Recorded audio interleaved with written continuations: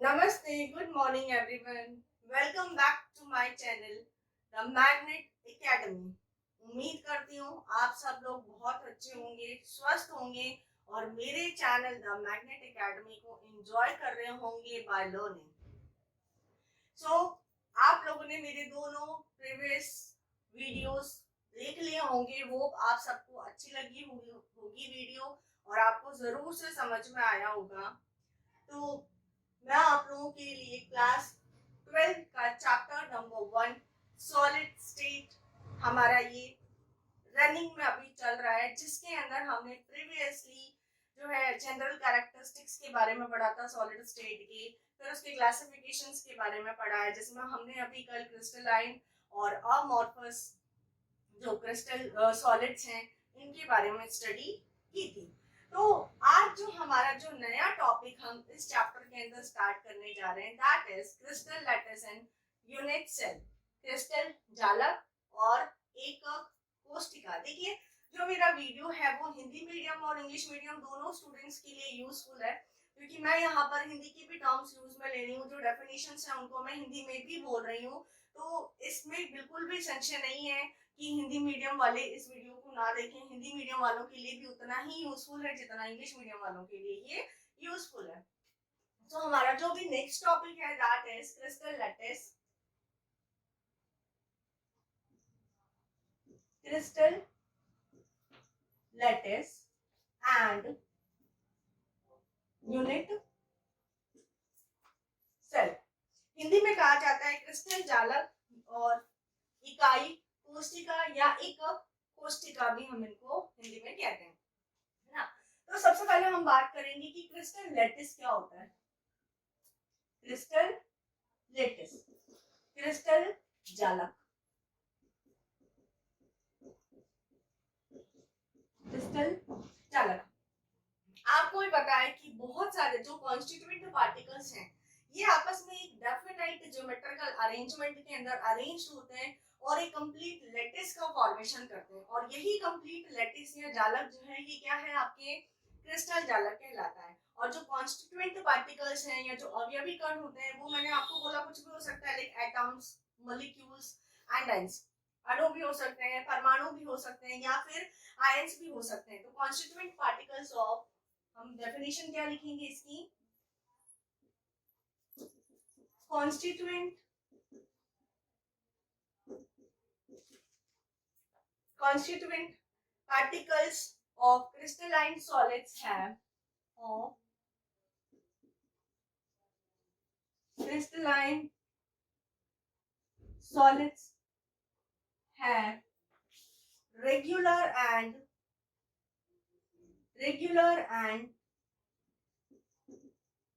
definite geometry, regular and definite geometrical arrangement, geometrical arrangement in space are called crystal lattice, are called crystal lattice। आपको already मैं बता चुकी हूँ, जो भी कॉन्स्टिट्यूएंट पार्टिकल्स होते हैं किसी भी लैटिस का फॉर्मेशन करते हैं तो उसके अंदर जो है एक ये जो है अपने ज्योमेट्रिकल पैटर्न के अंदर एक अरेंजमेंट के अंदर जो है डेफिनाइट अरेंजमेंट में अरेंज होते हैं, यही हमारा क्या कहलाता है, क्रिस्टल लैटिस। हिंदी में हम बोलेंगे क्रिस्टलीय ठोसों, ठोस के अवयवी कणों की, क्रिस्टलीय ठोसों के अवयवी कणों की त्रिविम में, क्रिस्टलीय ठोसों के अवयवी कणों की त्रिविम में नियमित ज्यामितीय व्यवस्था को ही, नियमित ज्यामितीय व्यवस्था को ही क्रिस्टल जालक कहा जाता है, क्रिस्टल जालक कहा जाता है। ठीक है, देखिए भाई, जैसे मैं यहाँ पर अगर NaCl का एक स्ट्रक्चर बनाऊं,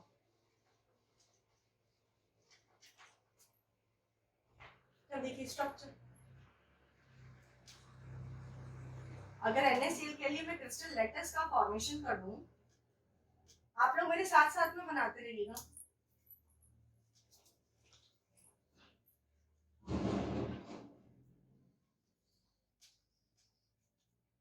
I am doing this process very slowly. मैं इस प्रोसेस को धीरे धीरे कर रही हूँ, आप लोग मेरे साथ साथ में इसको बनाइए। फिर देखिए,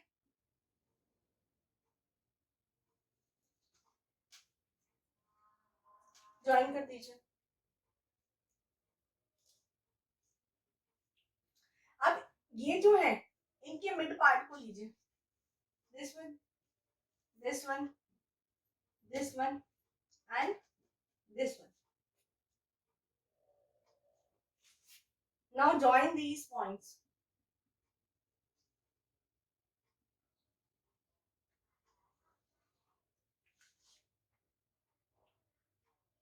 ज्वाइन हो गया।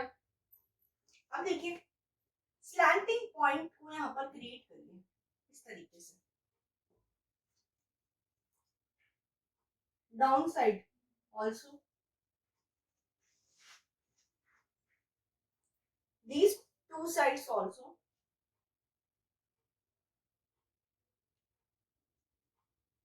देखिए, ये इसके सामने सामने आना चाहिए क्योंकि ये पॉइंट्स हमको बाद में मैच करने हैं। We have to match these points. So इस पॉइंट को इस पॉइंट से मिलाइए, इस पॉइंट को इस पॉइंट से मिलाइए, और इस पॉइंट को इस पॉइंट से मिलाइए, और इन तीनों को भी स्लैंटिंग वे में इन पॉइंट्स को मिला दीजिए। डू इट विद मी, मेरे साथ साथ में करिए इसको। ये भी स्लैंटिंग वे में मिक्स हो जाएगा, मैच हो जाएंगे पॉइंट्स, और अपर पॉइंट को अपर पॉइंट के साथ मैच करना है, लोअर पॉइंट को लोअर पॉइंट के साथ मैच करना है, एंड मिडिल पॉइंट को मिडिल पॉइंट के साथ में मैच करना है। क्लियर? नाउ देखिए, ये जो हमारा मिडिल वाला जो बॉक्स बना है, इसके अंदर this point and this point out करिए इनको। Now match this point, now match this point.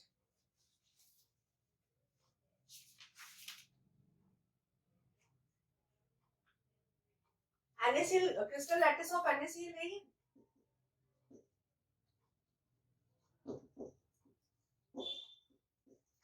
NaCl का क्रिस्टल डायरेक्ट स्ट्रक्चर हम देख रहे हैं इसके अंदर। ये देखिए, ये वाले जो पॉइंट्स हैं जिनको मैं ऐसे सर्कल से शो कर रही हूँ, है ना, ये वाले पॉइंट्स जो हमने इनिशियली बनाए थे, these points, ये 4 points, and then this point, this point, this point and this point. ये जो पॉइंट है ये क्लोराइड आयन स्ट्रक्चर को शो करते हैं। क्लोराइड आयन को कौन से स्ट्रक्चर से हम शो कर रहे हैं? सर्कल। और बाकी के जो इनमें पॉइंट्स हैं, दीज, ये जो है सोडियम आयन के स्ट्रक्चर को रिप्रेजेंट कर रहे हैं। तो ये हमारा टोटल बन गया, हाँ, NaCl का crystal lattice structure, crystal lattice structure. अब देखिए, जब हम इन क्रिस्टल लैटिस स्ट्रक्चर के बारे में बात करते हैं, क्रिस्टल जालक के बारे में बात करते हैं, तो इन्हीं से ही हम इनकी कैरेक्टरिस्टिक्स के बारे में भी देखते हैं। तो नेक्स्ट हमारा पॉइंट क्या हो जाता है इसके अंदर, या हेडिंग क्या हो जाएगी हमारा, कैरेक्टरिस्टिक्स ऑफ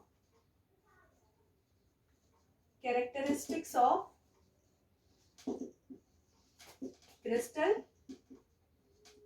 लैटिस।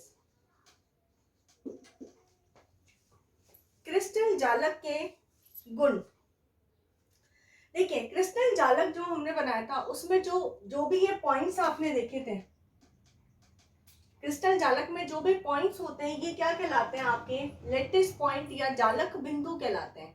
क्या कहलाते हैं? पहले तो इन पॉइंट्स को हम क्लियर कर लेते हैं। जो भी पॉइंट्स होते हैं ये क्या कहलाते हैं, लैटिस पॉइंट ये कहलाते हैं, या जालक बिंदु कहलाते हैं।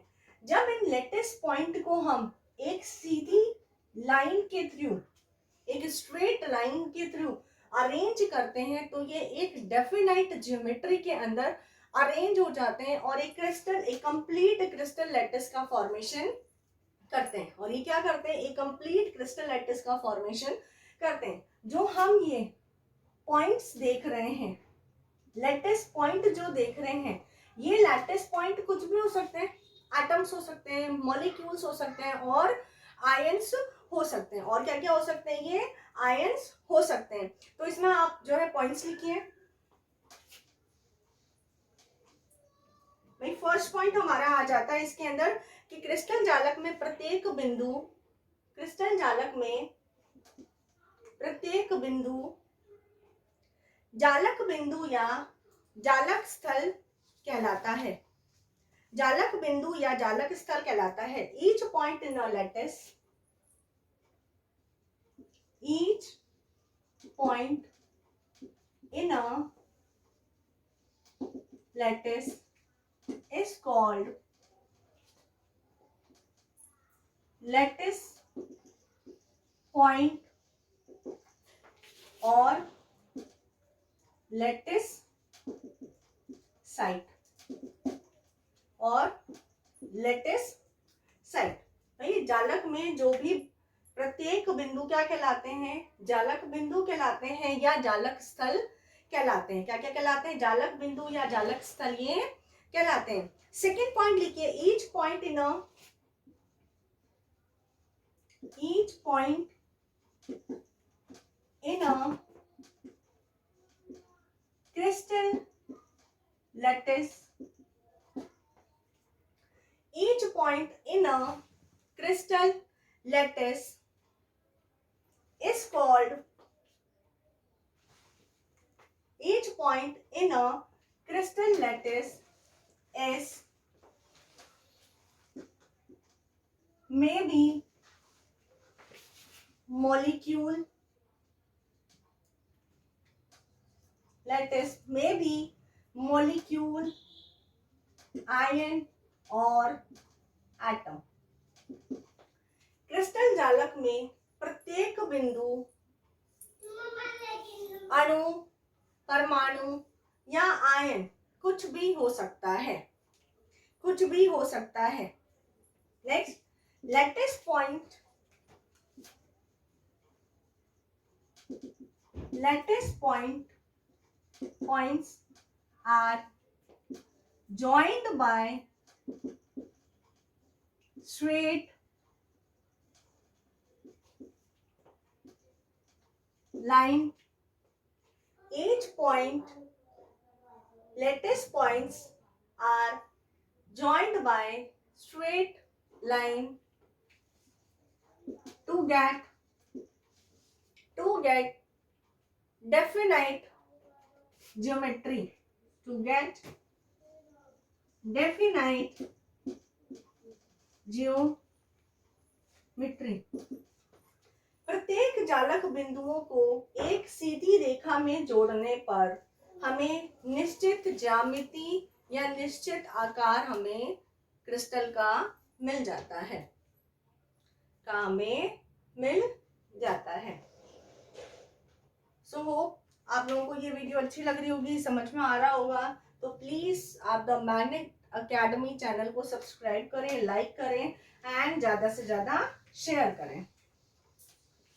क्रिस्टल लैटिस, ये समझ में आ गया कि जो भी पॉइंट्स हैं वो आपस में जुड़ते हैं, एक स्ट्रेट लाइन से एक डेफिनाइट ज्योमेट्री प्रिपेयर करते हैं। ये जो भी पॉइंट्स हैं ये क्रिस्टल साइट या क्रिस्टल पॉइंट्स कहलाते हैं। अब इसके बाद में जब हम देखें यूनिट सेल, एकक कोष्ठिका, एकक कोष्ठिका या इसी को ही हम कहते हैं इकाई कोष्ठिका, या इसी को ही हम कहते हैं इकाई कोष्ठिका भी कहते हैं। इकाई कोष्ठिका या एकक कोष्ठिका भी कहते हैं। देखिए इकाई कोष्ठिका क्या है? यूनिट सेल जो है ये जो स्मॉलेस्ट पोर्शन होता है क्रिस्टल लैटिस का, क्योंकि जो हमारा कंप्लीट ये जो क्रिस्टल लैटिस हमको मिला है, दिस वन, ये जो भी मैंने यहाँ पर आपके लिए बनाया था इधर, तो हम लोगों ने जो है बनाया जब इस तरीके से इधर बनाया है ना, ये जो भी पॉइंट्स हमारे मिल रहे थे, तो अगर हम इनके अंदर देखें तो ऐसी एक स्मॉलेस्ट, ऐसे छोटे छोटे जो स्मॉलेस्ट पोर्शन होते हैं जो कि आपस में इनके अंदर रिपीट होते हैं, रिपीटेटिव पैटर्न को ये फॉलो करते हैं और एक कंप्लीट क्रिस्टल लैटिस का फॉर्मेशन करते हैं यानी कि मैं इसको ऐसा बोल सकती हूँ कि जो क्रिस्टल लैटिस जो है ये यूनिट सेल, बहुत सारे यूनिट सेल से ही मिलकर के बना हुआ होता है। और यूनिट सेल क्या है, इस क्रिस्टल लैटिस का सबसे छोटा सा पार्ट है, बहुत ही छोटा सा पार्ट होता है जो कि बार बार रिपीट होता रहता है, तो आप लोग लिखिए unit cell is a smallest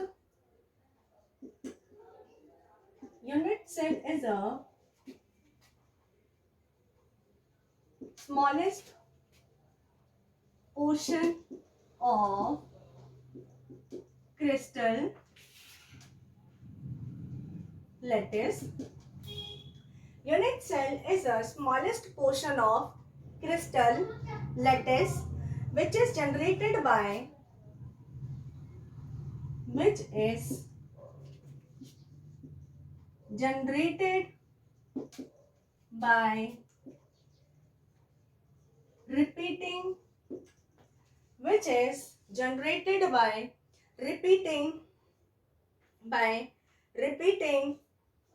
its small characteristic portion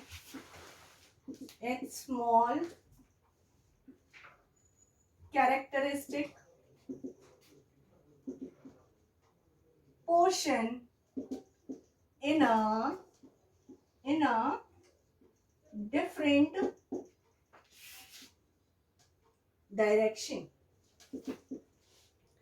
different direction and make a giant crystal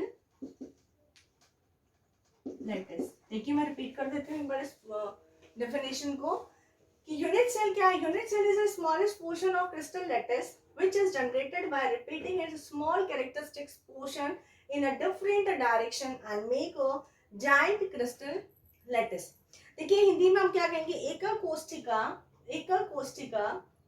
crystal जालक का वह लघुत्तम भाग है जो विभिन्न दिशाओं में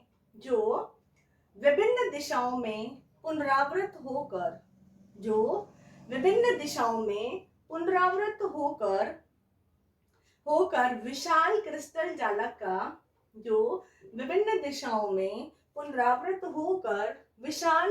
जालक का निर्माण करती है. ठीक है, क्लियर. अब देखिए ये जो हमने यूनिट सेल्स पढ़े, ठीक है ना, कि यूनिट सेल क्या है भाई, स्मॉलेस्ट पोर्शन है क्रिस्टल लैटिस का. बार बार वही क्या होता है भाई, डिफरेंट डायरेक्शंस के अंदर उसी की क्या होने लग जाती है, रिपीटेशन होने लग जाती है, पुनरावृत्ति होने लग जाती है, जिसकी वजह से एक बड़े क्रिस्टल जालकार, एक बड़े जो है क्रिस्टल लैटिस का फॉर्मेशन होता है ना. तो अब हम देखें कि ये जो यूनिट सेल है इसके कितने पैरामीटर्स हैं. तो नेक्स्ट हेडिंग हमारी क्या हो जाती है, पैरामीटर्स ऑफ यूनिट सेल. एक कोष्ठिका के parameters of unit cell. Parameters of unit cell. एक कोष्ठिका के पैरामीटर्स कितने होते हैं. देखिए भाई जो एक कोष्ठिका के जो पैरामीटर्स हैं वो टोटल 6 होते हैं. कितने होते हैं, 6 पैरामीटर्स आर देयर. एक कोष्ठिका के कितने पैरामीटर्स होते हैं, 6 पैरामीटर्स होते हैं, जिसमें से देखिए जो 3 तो होते हैं इनकी एज लेंथ. 6 कैसे होते हैं, 3 होती हैं इनकी एज लेंथ और 3 होते हैं इनके angles between edge length. 3 angles between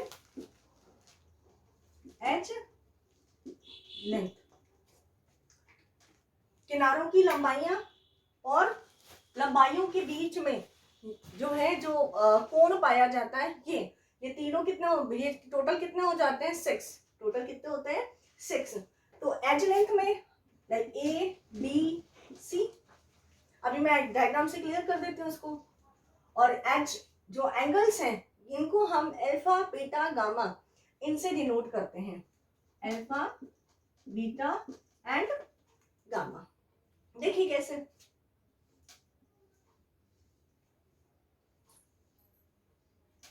this one crystal like this,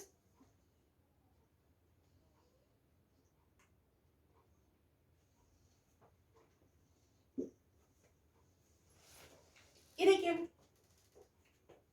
ये first edge length, second edge length, third edge length, जो कि तीनों डायरेक्शन में है क्योंकि 3 डायमेंशनल स्ट्रक्चर है।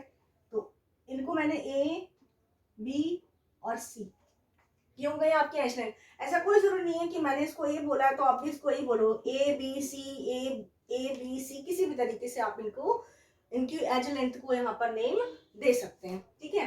अब इन एज लेंथ के बीच में जो एंगल बन रहा है ये क्या कहलाता है, एज एंगल। क्या कहलाता है, एज एंगल।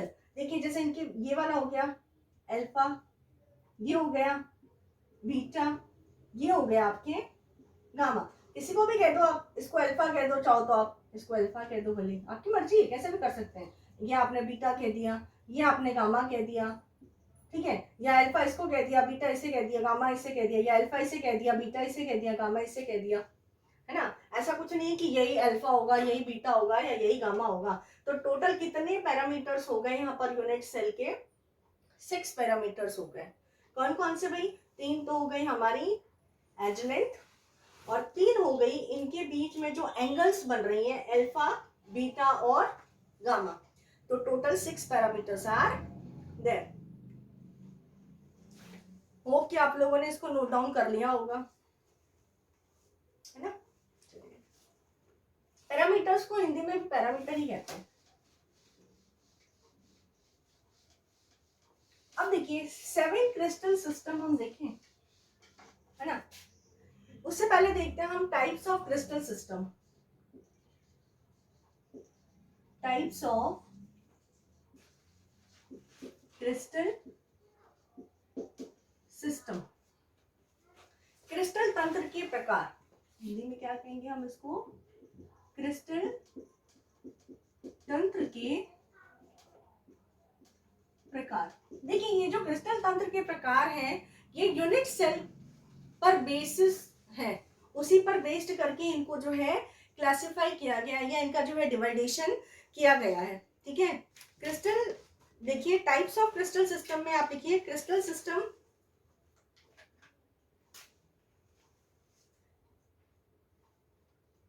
इसमें आप लिख सकते हैं कि ये जो है मुख्य रूप से इकाई कोशिकाओं के द्वारा निर्मित होता है, जिन्हें 2 टाइप्स के अंदर जो है डिवाइड किया गया है, ठीक है। 2 टाइप्स,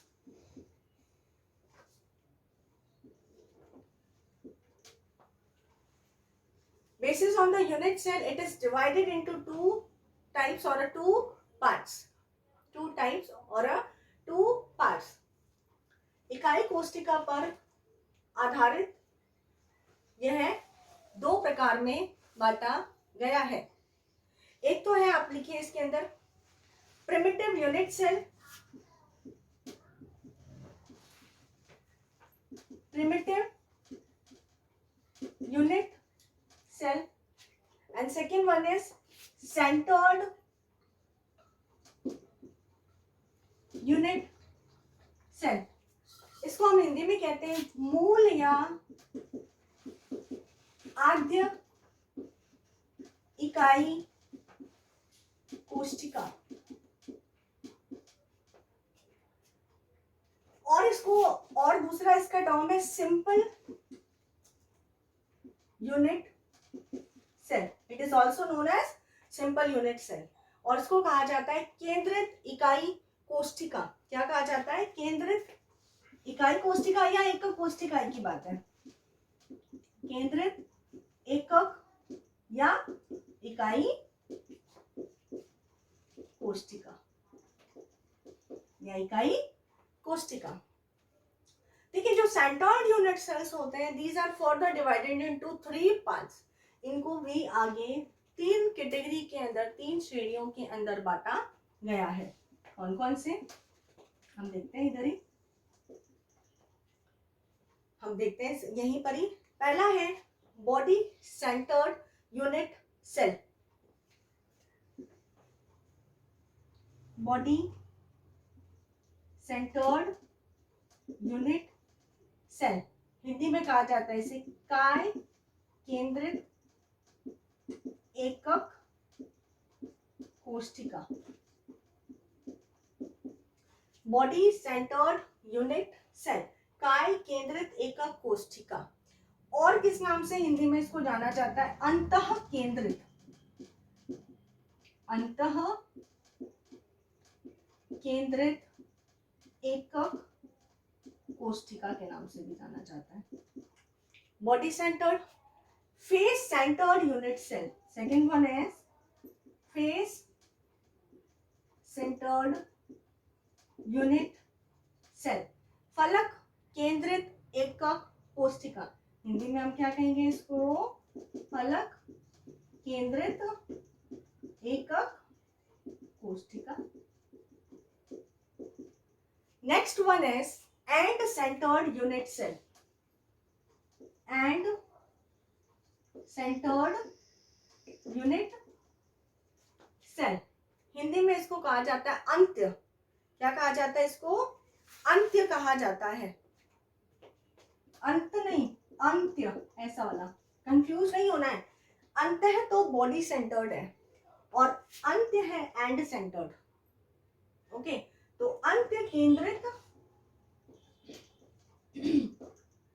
एकक कोशिका।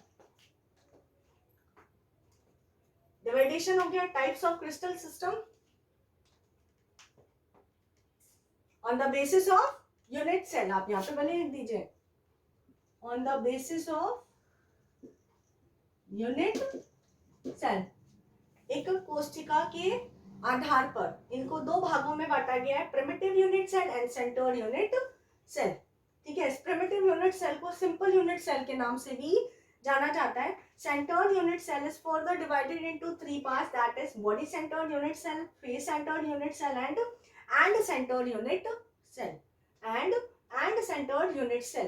देखिए, बॉडी सेंटर्ड काय केंद्रित एकक कोशिका या अंतः, देखिए टर्म को याद रखिए यहाँ पर, दिस वन इज अंतः, और एंड सेंटर्ड के लिए हिंदी टर्म है अंत्य, हिंदी टर्म है अंत्य। तो अंत्य केंद्रित एकक कोशिका, अंत्य केंद्रित एकक कोशिका। ओके, नाउ अब हम इनके बारे में डिटेल स्टडी कर लेते हैं। ओके, आप लोगों को अच्छी लग रही होगी वीडियो और समझ में भी आ रहा होगा।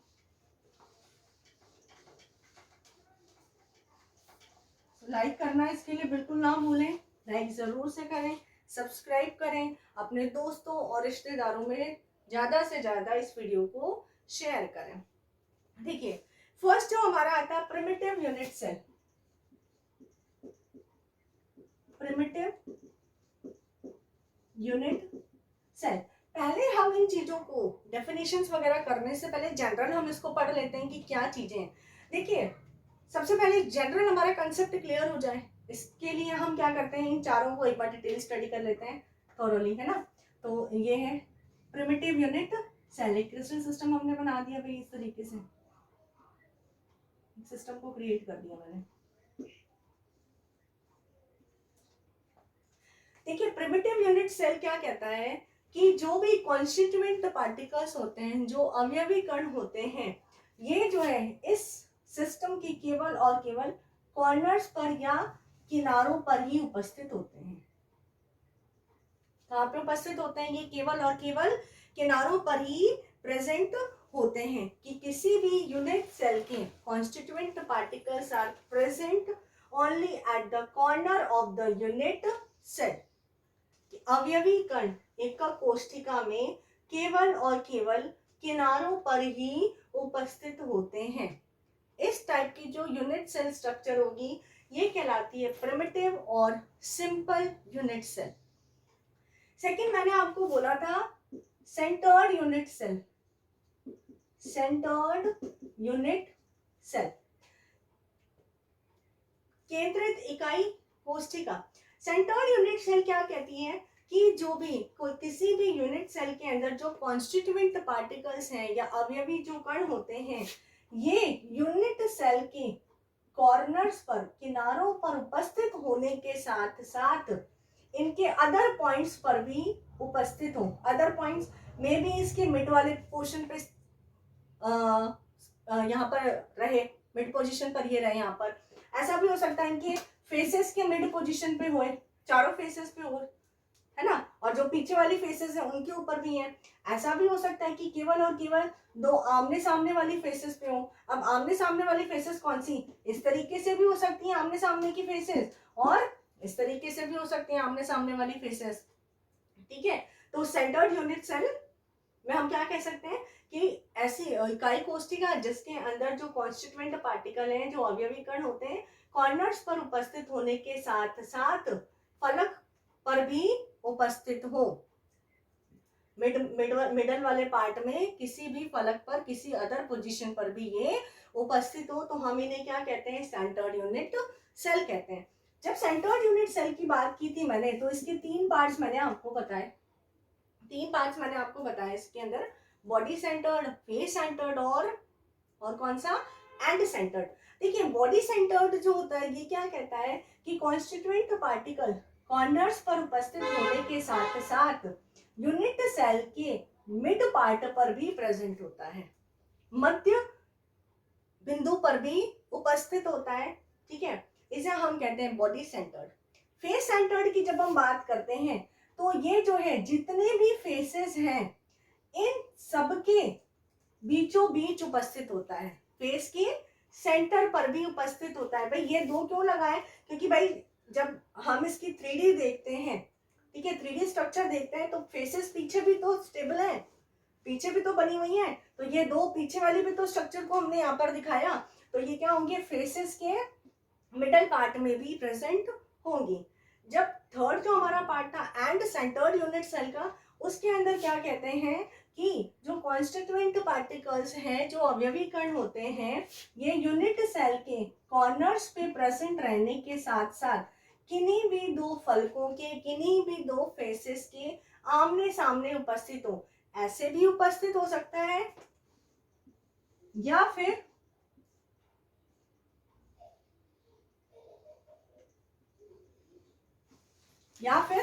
इस तरीके से भी उपस्थित हो सकता है, भी ऐसा भी प्रेजेंट रह सकता है ना। या तो ये दोनों आमने सामने की फेसेस हो जाए, या फिर ये दोनों आमने सामने की फेसेस हो जाए। अगर कॉन्स्टिट्यूएंट पार्टिकल इन कॉर्नर्स पर प्रेजेंट रहने के साथ साथ किन्हीं दो आमने सामने वाली फेसेस पर भी उपस्थित हो, तो हम उन्हें क्या कहते हैं भाई, एंड सेंटर्ड यूनिट सेल कहते हैं। होप कि यहाँ तक क्लियर हो गया होगा, है ना। तो चलिए अब हम इसको लिखवा देते हैं भाई, इसको मैं लिखवा देती हूँ आपको।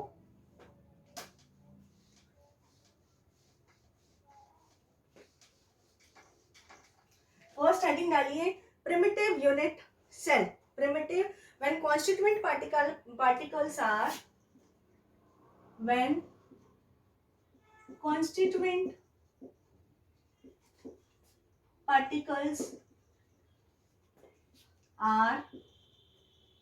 present only at the corner of a unit cell are called primitive unit cell. Primitive unit cell. जब अवयवी कण एकक कोशिका के केवल किनारे उपस्थित हो तो इसे हम मूल या आद्य एकक कोशिका कहते हैं। मूल या आद्य एकक कोशिका कहते हैं। जब ये केवल किनारे पर उपस्थित हो अवयवी कण, तो हम इसे क्या कहते हैं, मूल या आद्य एकक कोशिका भी कहते हैं। सेकंड जो टाइप था हमारा क्रिस्टल सिस्टम के लिए, वो क्या था, end centred unit cell. Centred unit cell, केंद्रित एकक कोशिका, हिंदी में हमने क्या कहा है? केंद्रित एकक कोशिका।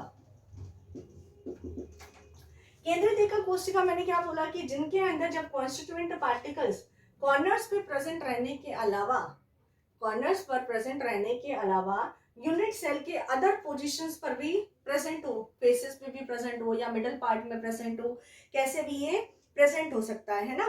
तो हम क्या कहेंगे इसको? क्या कहेंगे इसको हम? Centred unit cell. तो मैं क्या बोलूं? When constituent particles, when constituent particles are present at corners as well as other position of the unit cell is called centered unit cell। जब किसी एकक कोशिका में अवयवी कण किनारों के साथ साथ में उस एकक कोशिका के अन्य स्थितियों पर भी उपस्थित हो तो हम इसे केंद्रित एकक कोशिका कहते हैं। ठीक है। अब सेंटर्ड यूनिट सेल के बारे में मैंने आपको बताया कि ये कितने टाइप्स की हैं भाई? 3 टाइप्स की हैं। Body centred, face centred and centred. देखिए करते हैं हम उनके टाइप्स के लिए।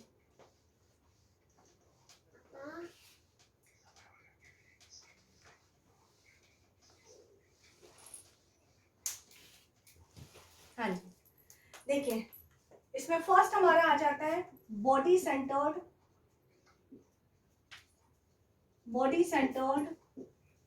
Unit cell. बॉडी सेंटर्ड अभी मैंने आपको बताया कि क्या होता है कि जब मिडिल पोजीशन पर भी प्रेजेंट होता है ना।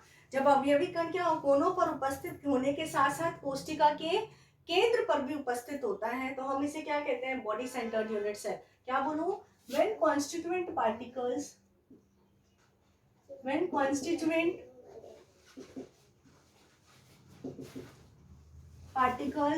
are present at the corner as well as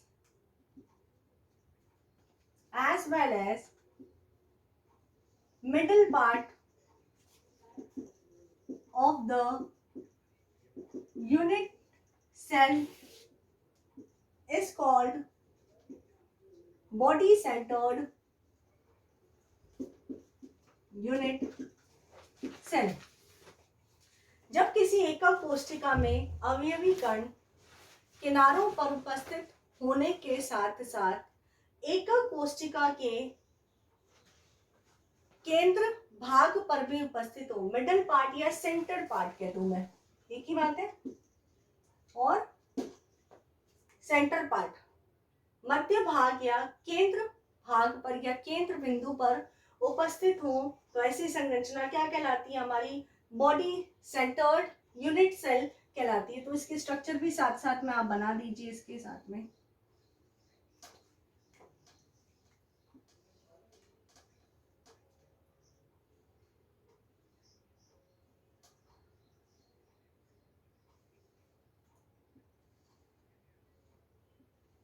देखिए कॉर्नर्स पर तो प्रेजेंट है ही, ये कॉन्स्टिट्यूएंट पार्टिकल्स साथ साथ यूनिट सेल के सेंटर पार्ट पर भी प्रेजेंट है। ओके, नेक्स्ट जो हमारा इसका टाइप था ये कौन सा था? फेस सेंटर्ड यूनिट सेल, फलक केंद्रित एकक कोशिका, फेस सेंटर्ड यूनिट सेल। इसमें मैं क्या बोलूं? when constituent particles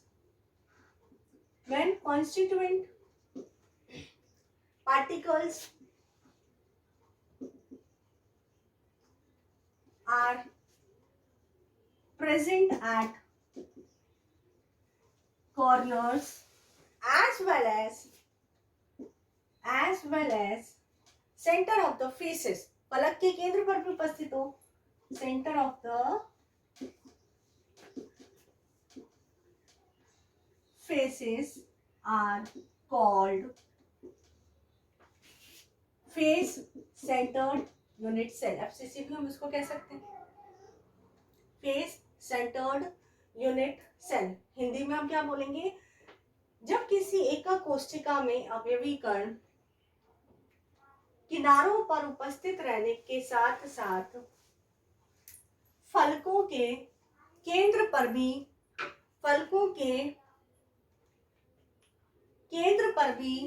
उपस्थित हो, प्रत्येक फलक के केंद्र पर भी as well as centre of the each faces, प्रत्येक फलक के केंद्र पर भी उपस्थित हो, तो हम उसे फलक केंद्रित एकक कोशिका कहते हैं.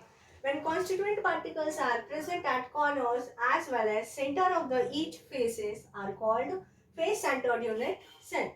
जब किसी एकक कोशिका में अवयवी कण एकक कोशिका के किनारों पर उपस्थित रहने के साथ साथ प्रत्येक फलक के केंद्र पर भी उपस्थित हो, तो हम उसे क्या कहते हैं? फेस सेंटर्ड यूनिट सेल कहते हैं. देखिए इसका डायग्राम भी साथ साथ में बना लीजिए. इस तरीके से साथ साथ में बनाते रहिए. वैसे कि आप जब प्रैक्टिस करेंगे तो ये इजी हो जाएगा आपके लिए बनाना.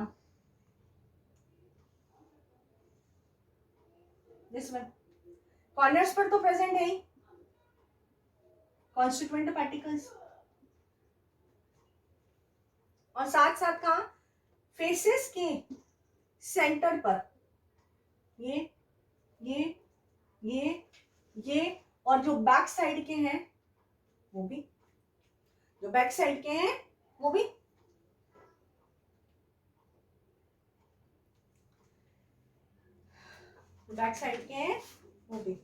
अब देखिए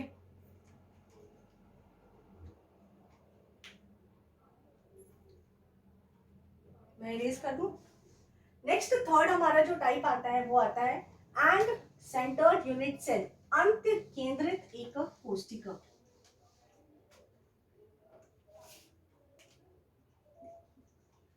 एंड सेंटर्ड यूनिट सेल, अंत केंद्रित एकक कोशिका. इसमें क्या है कि जो कॉन्स्टिट्यूएंट पार्टिकल्स हैं कॉर्नर्स के साथ साथ में कहां पर प्रेजेंट है? दो आमने सामने वाली फलकों के केंद्र पर. ये प्रॉपर आप लोग बना लीजिए.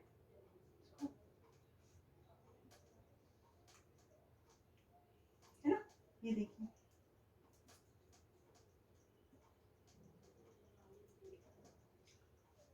कॉर्नर्स के साथ साथ या तो दो आमने सामने वाली फेसेस के सेंटर पे यहां प्रेजेंट होंगे, या फिर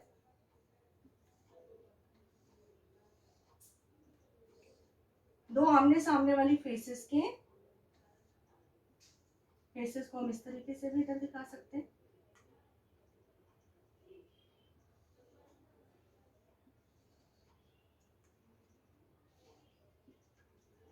देखिए कॉर्नर्स पर तो है ही है कॉन्स्टिट्यूएंट पार्टिकल्स. ठीक है, दो आमने सामने ये भी हो सकती है और ये भी हो सकती है.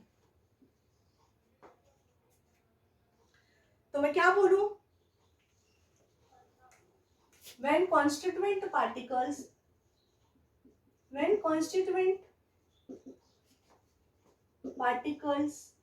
are present at the corner of the unit cell as well as